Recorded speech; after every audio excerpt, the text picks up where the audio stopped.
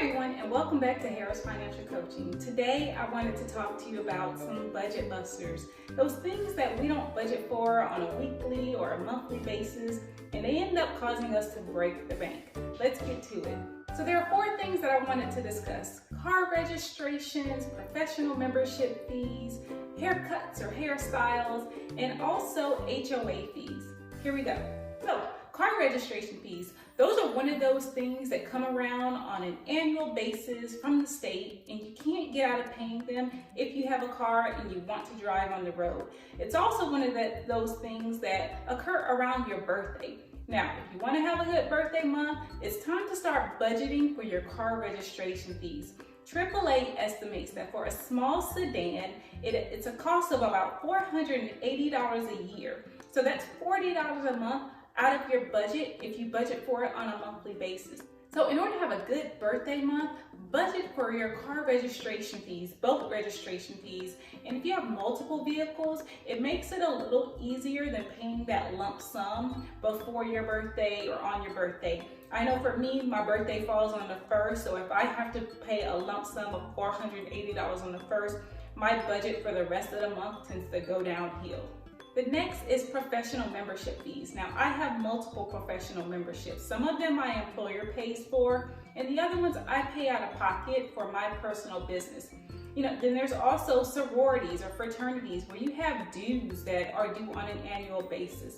So in order to leverage that, look at your memberships that you have due and think about budgeting for those on a quarterly basis. Another thing that you can do is see if your employer can cover these fees. Most employers will cover professional memberships if they benefit the business. So go to your employer and say, this is something that I'm using to further my professional career that will also benefit the organization as well, and see what they say about covering those expenses for you. Now, the next is haircuts or hairstyles. Some men may pay between $12 and $20 for a haircut or hairstyle, but if you're like my husband, he doesn't have any hair, so he just shaves the rest of it off, and there's no fee to that besides the electricity that we pay for him to use his razor or shaver. Now, for me and other ladies who want to go to salon and treat yourself and get your hair done, those fees can break the bank depending on the hairstyle that you're getting. So if you're getting your hair done every 8 weeks, budget for that and with your other expenses.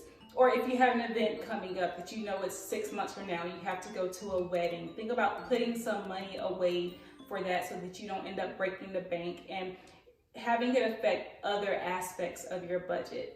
Finally, I wanted to talk to you about HOA fees. HOA fees are due on a monthly, quarterly, or also an annual basis. If they're due on an annual basis, try to budget for these fees monthly.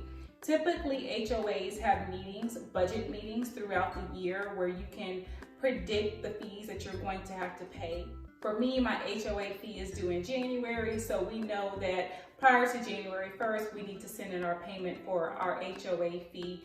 And if you're retirement age, budgets can be really stretched thin. So budgeting for your HOA fee helps you to manage your budget so that you don't break the bank. Thank you for joining me here as we discuss 4 common budget busters. If you have some that you've encountered over the last couple of months or years, drop them down in the comments below and we can discuss those. If you need assistance with your financial needs, reach out to me at www.harriswealthcoach.com and we can get your budget in order and also work on increasing your savings. And until next time, thank you for joining me.